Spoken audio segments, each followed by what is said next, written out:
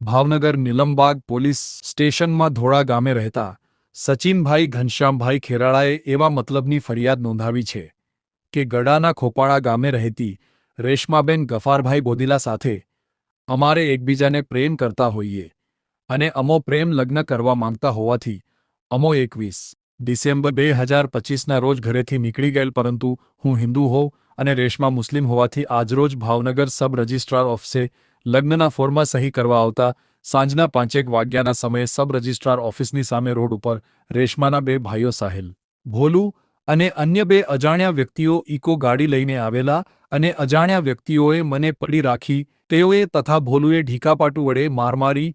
એક અજાણ્યા વ્યક્તિએ મને છરી બતાવી જાનથી મારી નાખવાની ધમકી આપી. સાહિલે મારા ખિસ્સામાં રહેલા આશરે 1800 ઝૂંટવી લઈ ગુનો કર્યા અંગેની સાહિલ, ભોલુ અને 2 અજાણ્યા વ્યક્તિઓ સામે ગુનો નોંધાવતા પોલીસે આગળની કાર્યવાહી હાથ ધરી છે. ખેરાળા સચિન ઘનશ્યામભાઈ. કયા ગામના છો અને શું આજે બન્યું?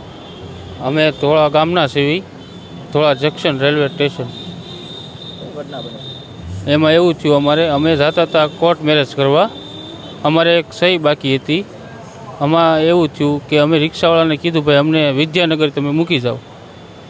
તે એ લોકો મૂકી ગયા બિચારા રિક્ષાવાળા, અને આ લોકો છોકરીવાળા ઊભા હતા. અમને ખબર જાણ કોઈ હતી નહીં. પછી છતાં અમને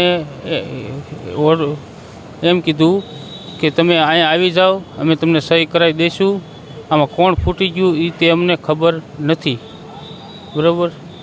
છતાં એ લોકો ઇકો ગાડી લઈને ઊભેલા.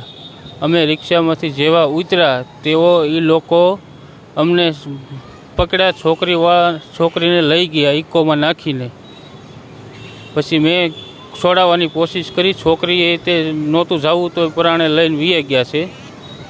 પછી મને બહુ માર્યો, આ કોલર ફાડી નાખ્યો, પછી હાથમાં વાગેલું છે. પછી એ લોકોએ એમ કીધું કે આ છોકરીને દવા પાઈ દેવાની છે, તું તારા રસ્તે વિયો જા. મેં કીધું હું નહીં જાઉં. પછી એ લોકોએ મને મારવાનું શરૂ કર્યું. 7 જણા હતા. 2 એના ભાઈઓ હતા, 1 એના બેન હતા ને 3 જણા અજાણ્યા વ્યક્તિ હતા. મને કાંઈ સાહેબ ખબર નથી. મારનારના નામ છે યાદ છે? નહીં. ટોટલ કેટલા જણા હતા? 7 જણા હતા. આ બાબતે તમે પોલીસ ફરિયાદ કરી છે? હા, કરી છે. કયા ડિવિઝનમાં?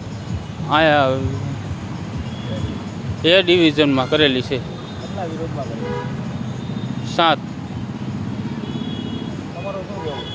મારું એટલું જ કહેવું છે કે છોકરીને પાછી લાવો એમ. આ લોકો કાંઈ ટોળો વળીને તમને કાંઈ હુમલો કર્યો હતો એવું કાંઈ? હા, 7 જણા હતા. એમાં 3 જણાએ મને પકડી રાખ્યો અને 3 જણા છોકરીને નાખી દીધી ઇકોમાં. અપહરણ કરતા હોય એવું લાગ્યું? હા, મને એવું લાગ્યું અપહરણ કરવું. છોકરીને નહોતું જવું. છોકરીને પરાણે ડાસા મોઢું દબીને અંદર નાખી દીધી છે.